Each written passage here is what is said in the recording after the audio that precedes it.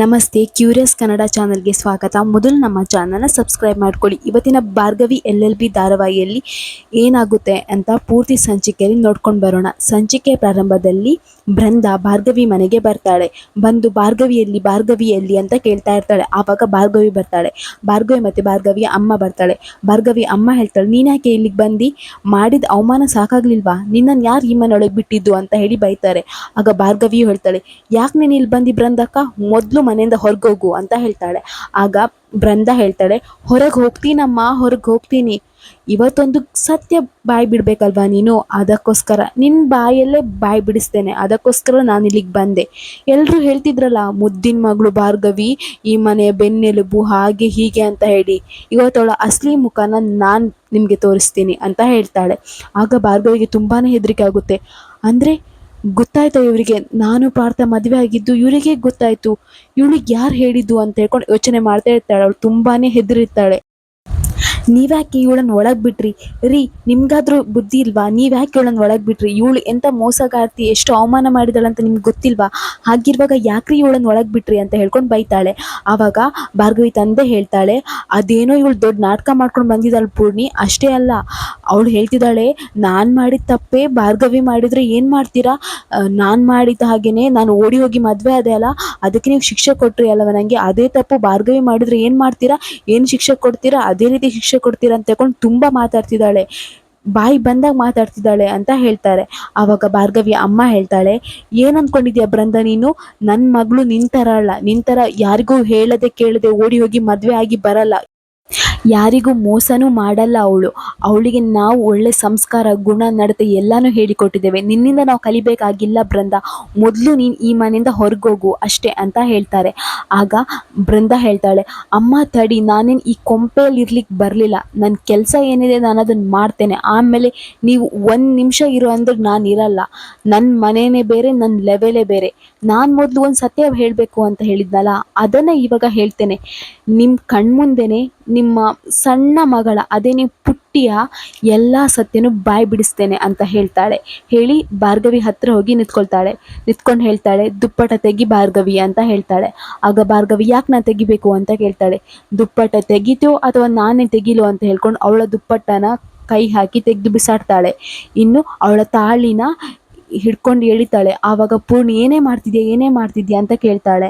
ಆವಾಗ ಭಾರ್ಗವಿ, ಬಿಡು ಅಕ್ಕ ಅಂತ ಹೇಳ್ತಾಳೆ. ಆವಾಗ ಬೃಂದ ಅವಳ ಮಾತು ಕೇಳೋದೇ ಇಲ್ಲ, ತಾಳಿನ ತೆಗೆದು ಎತ್ತಿ ತೋರಿಸ್ತಾಳೆ.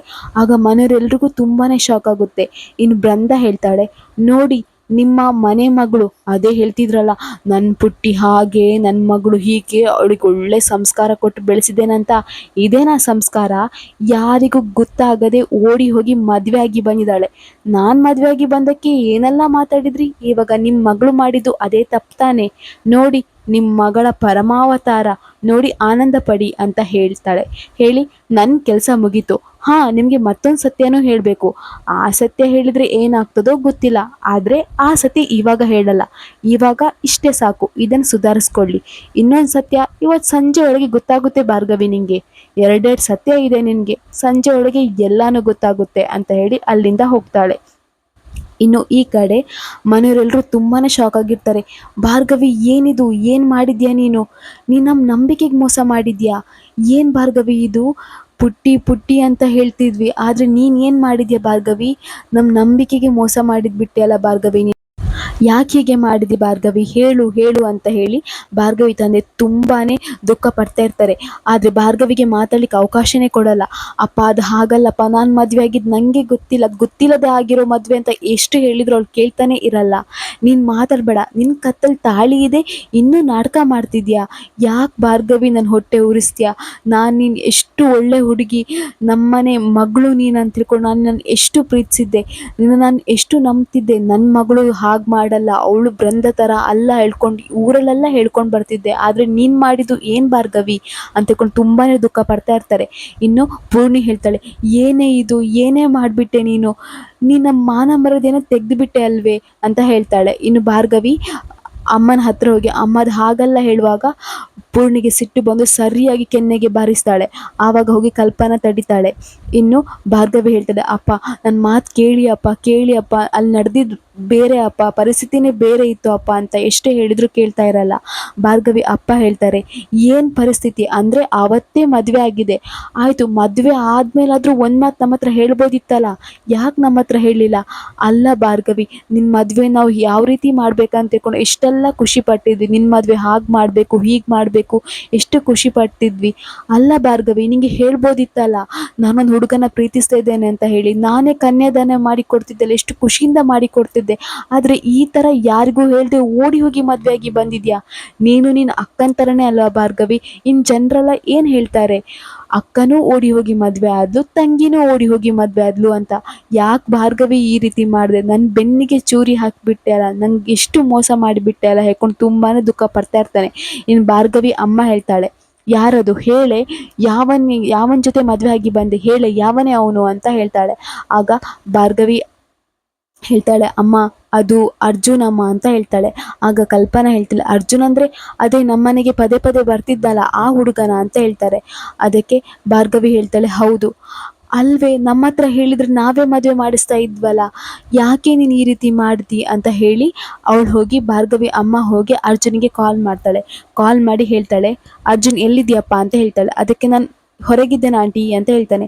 ಈ ಕೂಡಲೇ ಈ ಕ್ಷಣ ನಮ್ಮನೆ ನೀನು ಬರಬೇಕು ಅಂತ ಹೇಳ್ತಾಳೆ. ಆವಾಗ ಅರ್ಜುನ್ಗೆ ತುಂಬಾ ಶಾಕ್ ಆಗುತ್ತೆ. ಆಂಟಿ ಯಾಕೆ ಈ ರೀತಿ ಮಾತಾಡ್ತಿದ್ದಾರೆ, ಏನಾಯಿತು ಅಂದರೆ ನಮ್ಮ ವಿಷಯ ಅವ್ರಿಗೆ ಗೊತ್ತಾಯ್ತಾ ಹೇಳ್ಕೊಂಡು ತುಂಬಾ ಭಯ ಪಡ್ತಿರ್ತಾನೆ. ಇನ್ನು ಈ ಕಡೆ ಬೃಂದಾ ಹೊರಗಡೆ ಬಂದಿರ್ತಾಳೆ. ಬಂದು ತುಂಬ ಖುಷಿಯಲ್ಲಿರ್ತಾಳೆ. ಏ ಭಾರ್ಗವಿ, ನೀನು ಏನೇ ಪ್ಲ್ಯಾನ್ ಮಾಡಿದ್ಯಾ?